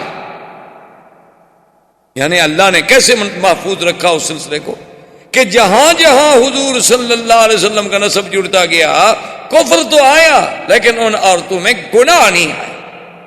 یعنی وہ کافرہ تو ہو سکتی ہیں لیکن ناپاک نہیں تھیں، چونکہ وہ سلسلہ نقل ہوتا چلا آ رہا ہے حضور صلی اللہ علیہ وآلہ وسلم کا، ایک باپ سے دوسرا، پھر تیسرا، پھر چوتھا، حتیٰ کہ بی بی آمنہ تک یہ سلسلہ چلا. اور اسی طرح بی بی آمنہ فرماتی ہیں سرکار دو عالم صلی اللہ علیہ وسلم کا جب حمل مبارک ٹھہرا، جب حضور صلی اللہ علیہ وسلم ابھی بطن والدہ میں تشریف لائے، تو فرماتی ہیں خدا کی قسم ہے کہ ایسا حمل تو مجھے پہلے کبھی دیکھنے کا بھی اتفاق نہیں ہوا، کہ یہ پہلا حمل تھا جس میں مجھے تکلیف نہیں ہوتی تھی. ورنہ حمل ایک ثقل ہے، ایک بوجھ ہے ماں کے لیے. لیکن فرماتی ہیں لما حملت بمحمد صلی اللہ علیہ وسلم، جب میں حضور صلی اللہ علیہ وسلم میرے بطن میں آئے تو اتنے خفیف کہ مجھے کبھی محسوس ہی نہیں ہوا کہ میرے پیٹ میں کوئی بوجھ ہے. اور اس کے بعد بی بی صاحبہ فرماتی ہیں کہ میں نے ایک دن اسی حمل کی حالت میں خواب دیکھا. میں نے خواب دیکھا، اور خواب کیا دیکھتی ہوں کہ میرے بطن مبارک سے ایک نور نکلا ہے اور وہ پوری کائنات پہ چھا گیا ہے. روشنی اس کی جو تھی ساری زمین پہ پھیل گئی ہے. میں سوچتی رہی کہ اس خواب کا کیا تعبیر ہو سکتی ہے. تو اس زمانے میں جو کاہن تھا، وہ لوگ کاہنوں کے پاس ہی جاتے تھے، انہی سے ان کے اعتقادات تھے. اس سے جب میں نے پوچھا تو اس نے کہا ان لابنک ھذا شان، جو تیرے پیٹ میں بچہ ہے نا، معلوم ہوتا ہے یہ کوئی بڑے شان والا بچہ ہے، اس کا دین جو ہے وہ پورے روئے زمین پہ پھیلے گا. تو بی بی کہتی ہیں میں سوچتی تھی کہ کیسے وہ دین ہوگا، کیا دین ہوگا، چونکہ ان کے تصور میں نبوت اور رسالت کا تو کوئی تصور بھی نہیں. اچھا، اسی طرح اب آپ حیران ہوں گے کہ بھئی حضور صلی اللہ علیہ وسلم کے ولادت پہلے اچھا، بی بی کہتی ہیں کہ میں ایک دفعہ گزر رہی تھی، تو ندا آئی، آواز آئی، اور آواز یہ آئی میرے کانوں میں کہ ابشری ابشری یا آمنہ، اے بی بی آمنہ تمہیں مبارک. کہتی ہے میں رک گئی، مجھے آدمی کوئی نظر نہ آئے. مجھے کوئی سمجھ نہ آئے کہ اس مبارک کا کیا مطلب ہو سکتا ہے۔ خیر بات آئی گئی ہو گئی۔ کہتی ہیں کہ پھر کئی دن کے بعد جب میں گزری علیحدہ ان پہاڑی علاقوں میں سے جا رہی تھی تو پھر آواز آئی کہ ابشری یا آمنہ، اے بی بی آمنہ تمہیں مبارک ہو، فإنک قد حملت بأحمد، کہ اب تیرے بطن میں جو بچہ پیدا ہونے والا ہے اس کا نام احمد ہو۔ تو کہتی ہے میں حیران ہو گئی کہ کیا بچہ ہے، ابھی نام بھی نہیں، ہمارے تو تصور میں نہیں۔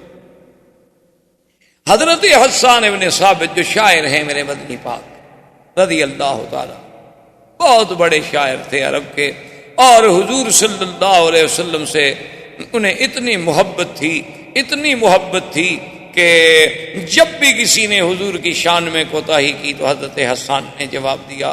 ایک دفعہ کفار قریش نے کچھ بات کی تو حضرت حسان نے کہا کہ یا رسول اللہ مجھے اجازت دیں کہ میں قریش کو جواب دوں۔ آپ نے فرمایا حسان تم قریش کو کیسے جواب دو گے، آخر میں بھی تو قریش میں سے ہوں نا، کیونکہ جب تم قریش کا گلہ کرو گے تو آخر میں بھی تو قرشی ہوں، جب تم قریش کی تنقید کرو گے تو قریش میں تو میں بھی شامل ہوں۔ تو اس نے کہا حضور آپ نے دیکھا ہے کہ کوئی بال اگر کسی آٹے میں پڑ جائے تو عورت اس کو کیسے نکالتی ہے، اس پر کوئی آٹے کا نشان بھی نہیں رہتا۔ خدا کی قسم میں قریش میں سے آپ کو ایسے نکال لوں گا کہ آپ کی ذات پر تو کوئی میل نہیں آنے دوں گا۔ حضور صلی اللہ علیہ وسلم یہ وہ شخص ہے جس کو مسجد الحرام میں خود ممبر دیتے تھے اور فرماتے تھے کہ اس ممبر پہ کھڑے ہو کے جواب دو، اور جب حسان جواب دیتے تو حضور دعا کرتے تھے اللہم ایدہ بروح القدس، کہ یا اللہ جبریل کے ذریعے میرے صحابی کے دماغ میں مضمون ڈال۔ یہ وہ شان والا آدمی ہے۔ وہ کہتے ہیں میری عمر 7 سال تھی، 7 سال تھی اور میں مدینہ منورہ میں اپنے فیملی رشتہ داروں کے پاس تھا، اور 7 سال کا بچہ کوئی ادھر سوچ ہی نہیں، کوئی تصور ہی نہیں۔ کہتے ہیں کہ وہاں کا جو سب سے بڑا کاہن تھا، میں نے ایک دن دیکھا، کیا دیکھتا ہوں کہ صبح صبح وہ مدینہ منورہ کے یہود کے قلعے کے اوپر چڑھا ہوا ہے اور پکار کے اور زور زور سے کہہ رہا ہے کہ یا ایھا الناس یا ایھا الناس قد طلع نجم احمد، کہ اے لوگوں وہ احمد کا ستارہ طلوع ہو گیا ہے۔ وہ ستارہ آ گیا اپنے برج میں۔ لوگوں نے کہا کہ بھی کیا مانا؟ انہوں نے کہا کہ جو اس امت کا نبی پیدا ہونا ہے اس کا نام احمد ہوگا، تو وہ ستارہ جو ہے اب اپنے مدار میں آ گیا ہے۔ مانا یہ تھا کہ حضور صلی اللہ علیہ وسلم کا حمل مبارک ٹھہر چکا ہے۔ تو اب یہود کا سردار اور ان کا کاہن وہاں یہ شور کر رہا۔ عبد المطلب کہتے ہیں کہ میں شام کی طرف نکلا تجارت کے لیے، میرے ساتھ 3 آدمی اور تھے قریش کے۔ تو وہاں ہم جب شام میں آئے تو کچھ یہودی علماء راہب بڑے بڑے جو تھے انہیں پتہ چلا کہ مکے کے کچھ لوگ آئے ہوئے ہیں، تو انہوں نے ہم سے رابطہ کیا، ہم سے ملے۔ جب ہم سے پوچھا کہ آپ لوگ کون ہیں، ہم نے کہا قریش ہیں۔ کہاں سے آئے؟ انہوں نے کہا مکہ سے آئے ہیں۔ کیوں آئے؟ انہوں نے کہا تجارت کے لیے۔ انہوں نے کہا اچھا ایک بات ہم آپ کو بتاتے ہیں کہ ابھی تھوڑی سی مدت باقی رہ گئی ہے کہ سرزمین مکہ میں ایک بچہ پیدا ہوگا اور وہ نبی ہوگا اس امت کا، اور وہ بچہ جو ہے اس کا نام محمد ہوگا صلی اللہ علیہ وسلم۔ وہ نبی ہوگا اس امت کا اور نام محمد ہوگا صلی اللہ علیہ وسلم۔ تو عبد المطلب کہتے ہیں کہ ہم چاروں نے یہ بات دماغ میں رکھ لی۔ اب عبد المطلب کہتے ہیں میرا تو بچہ پیدا ہونے کا رہا، میں تو بوڑھا ہو گیا تھا، میں نے دل میں یہ فیصلہ کر لیا کہ میرے بچوں میں سے جس بچے کے گھر میں بچہ پیدا ہوگا تو میں نام محمد رکھوں گا، پتہ نہیں شاید وہی نبی بن جائے۔ اور ان چاروں نے بھی فیصلہ کر لیا کہ ہمارا اگر کوئی بچہ پیدا ہوگا تو ہم بھی نام محمد رکھیں گے۔ اور خدا کی شان ہے کہ ان سب کے لڑکے پیدا ہوئے تو سب نے نام محمد رکھا، اور عبداللہ کے گھر میں جب حضور پیدا ہوئے تو عبد المطلب نے بھی نام محمد رکھا۔ تو اب نام کے لیے بھی پہلے سے اہتمام کیا جا رہا ہے کہ نام بتانے کے لیے بھی احبار و رہبان جو ہیں پہلے خوشخبریاں دے رہے ہیں کہ ایک نبی پیدا ہوں گے جن کا نام محمد ہو۔ اچھا پھر نام پہ بھی غور کریں، ایک نام وہ ہے جو آسمانوں میں تھا اور ایک نام وہ ہے جو زمین میں آیا۔ آسمانوں میں آپ کا نام احمد تھا، اسی لیے سیدنا عیسیٰ علیہ السلام نے قرآن پاک میں جو آتا ہے آپ نے جو خبر دی تھی وَمُبَشِّرًا بِرَسُولٍ يَأْتِي مِن بَعْدِ اسْمُهُ احمد، فرمایا میں خوشخبری دیتا ہوں کہ میرے بعد جو نبی آئے گا اس کا نام احمد ہو. تو پہلا نام حضور کا احمد ہے، اور جب زمین کا نام ہے تو وہ محمد ہے. اور ان دونوں ناموں پہ غور کریں. احمد کا معنی سب سے زیادہ حمد کرنے والا. احمد کا معنی کیا ہے کہ سب سے زیادہ حمد و ثنا کرنے والا، اور محمد کا معنی کیا ہے جس کی سب سے زیادہ حمد و ثنا کی گئی ہو وہ محمد، اور سب سے زیادہ حمد و ثنا کرنے والا احمد. اچھا پہلے احمد بنے گا تو پھر محمد ہوگا نا. پہلے اللہ کی حمد و ثنا کرے گا پھر مقام محمد و مقام محمودیت نصیب ہوگا. تو اس لیے پہلا نام احمد تھا اور دوسرا نام جو ہے وہ محمد تھا صلی اللہ علیہ وسلم. یہ تو آپ کے اسماء تھے. ویسے اسماء صفاتی تو قرآن میں اللہ نے بڑے ذکر کی. قرآن میں نام محمد بھی موجود ہے اور احمد بھی موجود ہے. مبشرا برسول یأتی من بعد اسمہ احمد. اور کہیں فرماتے ہیں ما کان محمد ابا احد من رجالکم ولکن رسول اللہ. محمد بھی نام. اور کہیں فرماتے ہیں وما محمد الا رسول. اور کہیں فرمایا محمد الرسول اللہ. اس سب اچھا صفاتی نام بھی موجود ہیں.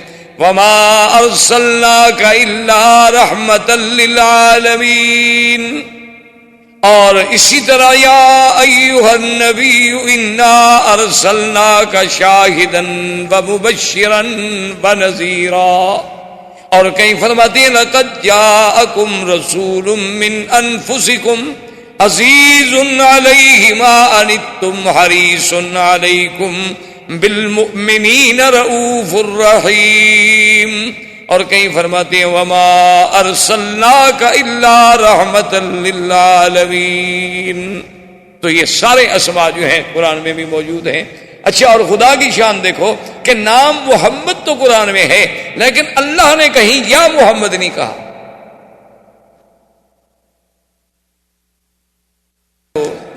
درود شریف تو پڑھ لیا کریں کم سے کم اتنا احساس ہو کہ بھئی حضور کے ساتھ محبت کا یہ فرض ہے کہ جب نام آئے تو فوراً زبان پہ درود شریف آ جانا چاہیے امتی کے. تو بہرحال میرے کہنے کا مقصد یہ تھا کہ عظمت سیرت رسول پاک پہ نظر ڈالیں کہ اللہ نے حضور کا نام تو قرآن میں 4 دفعہ لیا لیکن کسی جگہ یہ نہیں کہا کہ یا محمد.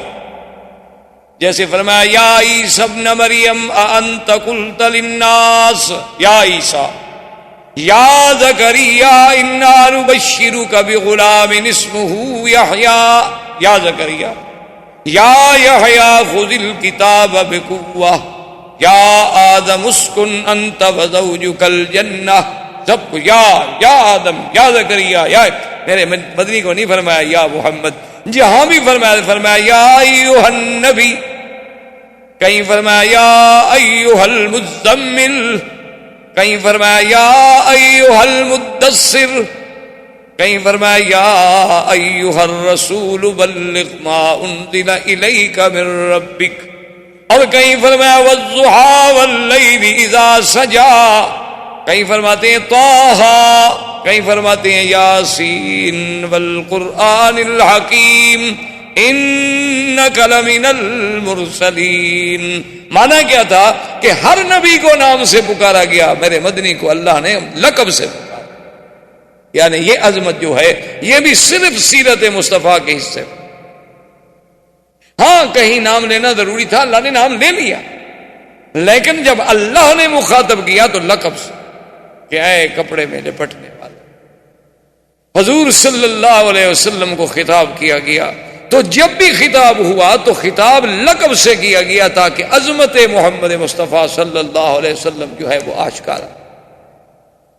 اور اسی طرح جناب آپ دیکھیں کہ بی بی صاحبہ بی بی آمنہ کہتی ہیں کہ جب حضور صلی اللہ علیہ وسلم, اور خدا کی شان ہے اسی لیے میں نے عرض کیا تھا نا کہ ذرا غور کریں کہ ولادت کے لیے اللہ نے مکان منتخب کیا تو کون سا, یعنی جہاں آپ کا مولد ہے وہ مقام کون سا ہے کہ جس کی اللہ قرآن میں قسمیں کھا رہے ہیں کہ لا اقسم بہذا البلد اور وہ مقام ہے کہ اول بیت وضع للناس للذی ببکۃ مبارکا، سب سے پہلا گھر.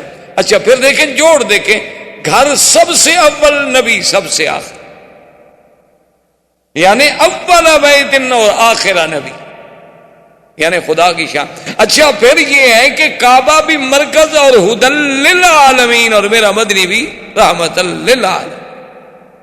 اور اسی طرح جیسے کعبے کا وجود بقائے عالم کا سبب ہے کہ جب تک کعبہ ہے دنیا قائم ہے، کعبہ ختم ہوگا دنیا مٹ جائے گی. میرے مدنی کی نبوت آخری ہے، جب تک حضور صلی اللہ علیہ وسلم کا دین قائم ہے دنیا قائم ہے، ورنہ اس کے بعد دنیا فنا ہو جائے گی. تو اللہ نے اپنے نبی کے لیے مولد چنا تو کون سا؟ مکہ، جو ساری کائنات میں سب سے افضل سرزمین. اچھا اور زمان چنا تو کون سا؟ ربیع الاول. ربیع الاول، ربیع کا موسم آپ جانتے ہیں کہ سب سے اچھا موسم کیا ہوتا ہے؟ ربیع. اور زمانہ چنا تو ربیع الاول، مکان چنا تو کعبۃ المشرفہ، اور سنہ کون سا چنا؟ اصحاب الفیل، کہ جس میں کفر کی قوتوں کو ختم کر کے اسی سال محمد مدنی کو پیدا کیا گیا صلی اللہ علیہ وآلہ آلہ واصحابہ وسلم تسلیما کثیرا کثیرا. اور اس کے بعد جب پیدا ہوتے ہیں تو آپ اندازہ فرمائیں کہ بی بی صاحبہ فرماتی ازاد منہا، فرماتی ہیں ایسا نور ہوا کہ ازاد منہا قصور الشام، کہ شام کے محل نظر آنے لگے اور کسرا کے محل کے کنگرے گر گئے. اور مورخین نے باقاعدہ لکھا ہے کہ آپ کہ کسرا کا محل جو تھا، اس کے محل کے کنگرے آگے جو بنے ہوئے تھے نا خوبصورت سے، وہ گرے، اور گرے کتنی؟ 14. جب 14 کنگرے گر گئے تو بادشاہ کو گھبراہٹ پیدا ہو گئی. اب جناب اس نے کہا کہ فوراً احبار رہبان کو بلاؤ. احبار و رہبان کو جب بلایا گیا، ان سے بادشاہ نے بات کی، بھی کیا بات ہے، یہ کیا ہو رہا ہے کہ میرے محل کے کنگرے گر گئے، اور ادھر سے خبر آ رہی ہے کہ ہمارا جو بحیرہ تھا وہ زمین میں دھنس گیا، اور کہیں سے خبر آ رہی ہے کہ آتش بجھ گئی. یہ کیا ہو گیا؟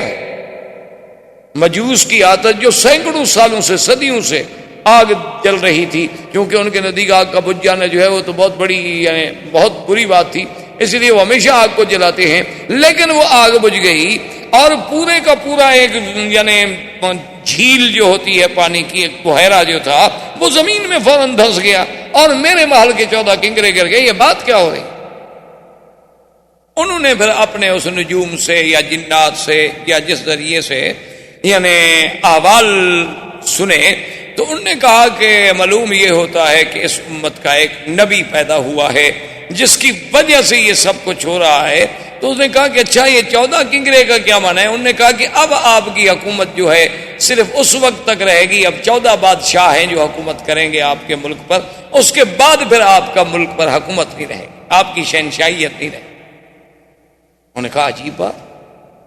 کہنے لگا اچھا چلو اگر تمہاری بات سچی بھی ہے تو 14 بھی تو کوئی تھوڑے نہیں ہوتے نا، 14 بادشاہ گزریں گے، نسل در نسل، بیٹا آئے گا، پھر اس کا، پھر اس کا، پھر اس کا، تو چلو بڑا زمانہ ہے. اس کا مطلب ہے کہ ابھی ہمارا اقتدار تو ہے نا، 14 نسلیں تو ہماری دیکھیں گی نا اقتدار. تو انہوں نے کہا اب یہ تو ہم نہیں کہہ سکتے، لیکن 14 ضرور دیکھیں گے، لیکن کتنی مدت میں دیکھیں گے یہ آپ کو ہم نہیں بتا سکتے. اللہ کی شان دیکھیں کہ اگلے 4 سال میں 10 مر گئے فوراً، کیونکہ حضور نے آ کے کہنا تھا لا کسرا ولا قیصر بعدہ. احباب کرام، اس کے بعد اب آپ اس مبارک سلسلے کی CD نمبر 3 سماعت فرمائیں.